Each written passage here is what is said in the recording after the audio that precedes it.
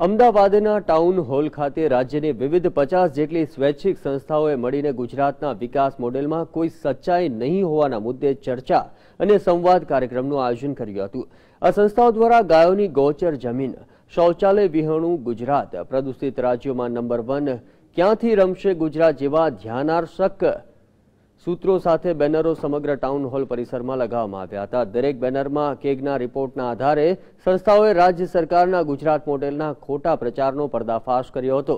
ઉપરાંત કાર્યક્રમમાં ગુજરાતની આનંદીબેન સરકારની 1 વર્ષની કામગીરીની પણ સમીક્ષા કરવામાં આવી હતી, જેમાં ખાસ કરીને વિવાદાસ્પદ ગુજ સીટોક, કેન્દ્ર સરકાર જમીન સંપાદન બિલ, આદિવાસીઓની જમીની હકોના કાયદાની ઉપસ્થિતિ પ્રતિનિધિઓએ આકરી ટીકા કરી હતી। આ કાર્યક્રમને સિનિયર એડવોકેટ ગિરીશ પટેલ, ઇન્દુકુમાર જાની, રોહિત શુક્લ, પ્રકાશ શાહ અને ગૌતમ ઠાકર સહિતના અન્ય સ્વૈચ્છિક સંસ્થાઓના પ્રતિનિધિઓએ સંબોધી હતી। નોંધનીય છે કે આ કાર્યક્રમના અંતે ચર્ચા અને સંવાદ બાદ જે તારણો બહાર આવશે તે કેન્દ્ર સરકારને મોકલવામાં આવશે। આ સંવાદ કાર્યક્રમમાં રાજ્યભરના 33 જિલ્લાઓમાંથી 50 જેટલી સ્વૈચ્છિક સંસ્થાઓના 1200 જેટલા પ્રતિનિધિઓ હાજર રહ્યા હતા। વોલેન્ટરી ઓર્ગેનાઇઝેશન સ્વૈચ્છિક સંગઠનોએ ભેગા થઈને આનું આયોજન કર્યું છે।